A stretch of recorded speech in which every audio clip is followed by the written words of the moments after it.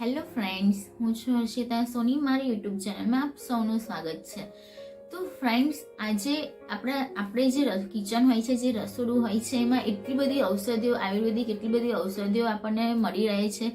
હળદર છે, મરી છે, એવી ઘણી બધી આયુર્વેદિક ઔષધિઓ આપણા રસોડામાં જ મળી રહે છે.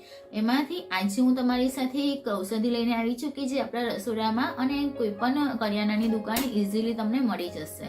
તો મિત્રો, એનું નામ છે લવિંગ. તો મિત્રો, લવિંગનો આજે હું તમને એવી રીતે એવા ફાયદા જણાવીશ કે અને એનો ઉપયોગ કરવાની રીત જણાવીશ કે જેનાથી તમને જે પણ રોગ માટે હું તમને લવિંગ બતાવું છું એ બધા જ રોગના અમુક દિવસ પછી તમને 100% રિઝલ્ટ મળશે.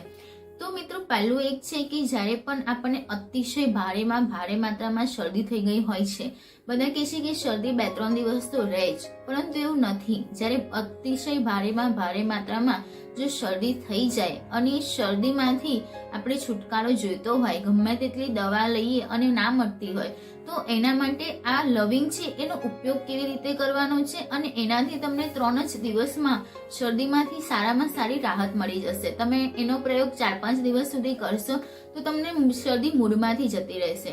તો આને કેવી રીતે કરવાનું છે મિત્રો? જ્યારે પણ આપણે રોટલી કરવાની જે આપણી તવી છે એની ઉપર લવિંગને થોડા શેકી દેવાના છે. એ ત્યાં સુધી શેકવાના છે કે જ્યાં સુધી લવિંગની ઉપર સફેદ કલરનું થોડી થરી જેવું ના બંધાઈ જાય ત્યાં સુધી એ લવિંગને શેકવાના છે. એ લવિંગને શેકીને પછી ખલમાં એને તરત ખાંડી લેવાના છે.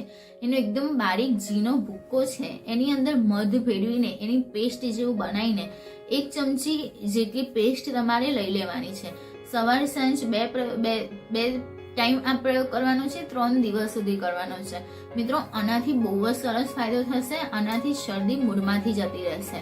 આ પ્રયોગ 3 દિવસ કરવાથી શરદીમાંથી ઘણી બધી રાહત મળશે. તમને અચાનક રિઝલ્ટ નહીં મળે, પરંતુ બહુ સરસ 5 દિવસમાં તો તમને શરદી મૂળમાંથી જતી રહેશે. તો આ હતું શરદીમાંથી રાહત મળવાનો ઉપાય. હવે બીજું છે કે જ્યારે ઉધરસ કે ગળામાં ક્યાંક આપણે બહાર કંઈક ખાઈને આવી ગયા હોઈએ તો આપણને ગળામાં ખીંચખીચ થાય છે, ગળામાં દુખે છે, તો એ ટાઈમે આપણને ગળું સાજું કરવા માટે કે ગળામાં આપણને રાહત મળે એ માટે આપણે લવિંગ છે એને મોઢામાં રાખવાનું છે, જીભ ઉપર મૂકી દેવાનું છે અને એને ચૂસવાનું છે. તો આ રીતે લવિંગ મોઢામાં રાખીને ચૂસવાથી ગળામાં ખૂબ જ રાહત મળશે, ગળામાં દુખવાનું મટી જશે. ત્રીજું છે જ્યારે માથું દુખતું હોય. મિત્રો, આજકાલ માથાની એટલી બધી સમસ્યાઓ વધી ગઈ છે. એટલી બધી પેઇન કિલર્સ ખાધા પછી પણ માથાના દુખાવામાંથી રાહત નથી મળતી. તો જ્યારે આવું થતું હોય છે ત્યારે આપણે કોઈ જ પેઇન કિલર લખાવવાની જરૂર નથી, કોઈ જ ખર્ચા નથી કરવાની જરૂર.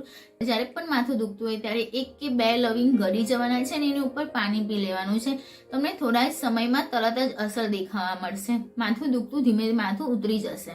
બીજું એક છે કે જ્યારે પણ આપણને પેટનો દુખાવો હોય છે, કે ઘણા બધા લોકો એવા હોય છે કે જેને કાયમ માટે પેટનો પ્રોબ્લેમ હોય છે. કાયમ માટેની પેટની સમસ્યા એટલે કે પાચન શક્તિની સમસ્યા. જ્યારે પણ કોઈને પણ પાચન બરાબર કે જેવી રીતે થવું જોઈએ એવી રીતે ના થતું હોય તો એ સમયે આપણે આ લવિંગનો ઉપયોગ કરવાનો છે. તો એ જ્યારે એ ટાઈમનું જે પેટ દુખતું હોય એ વખતનું, તો એ વખતે આપણે લવિંગને 2-3 લવિંગ લેવાના છે અને એને પાણી સાથે ગળી જવાના છે. જમ્યા પછી દરરોજ એટલીસ્ટ 2 લવિંગ પાણી સાથે ગળી જવાના છે અને પછી કશું જ ખાવાનું નથી. આ રીતે કરવાથી પેટની સમસ્યામાંથી પણ બહુ જ જલ્દીથી છુટકારો મળી જશે. આ પ્રયોગ 15 દિવસ સુધી કરવાનો છે. તમે 2 ટાઈમ પણ કરી શકો છો. હવે મિત્રો, આ બધી જ વસ્તુ સાથે જે લોકોને ગરમીનો કોઠો હોય, જે લોકોને બહુ જ ગરમી થતી હોય, તો એ લોકોએ આ લવિંગનો પ્રયોગ કરવાનો નથી. કારણ કે લવિંગ એનો જ ગુણધર્મ જે છે કે પોતે જ બહુ ગરમ હોય છે. તો જે લોકોને વધારે પડતી ગરમી હોય શરીરમાં, તો એ લોકોએ લવિંગના આ કોઈ જ પ્રયોગ કરવાના નથી. જો મિત્રો, તમને મારો આ વિડીયો ગમ્યો હોય તો પ્લીઝ લાઈક કરજો, શેર કરજો અને સબસ્ક્રાઈબ કરવાનું ભૂલતા નહીં. Thank you.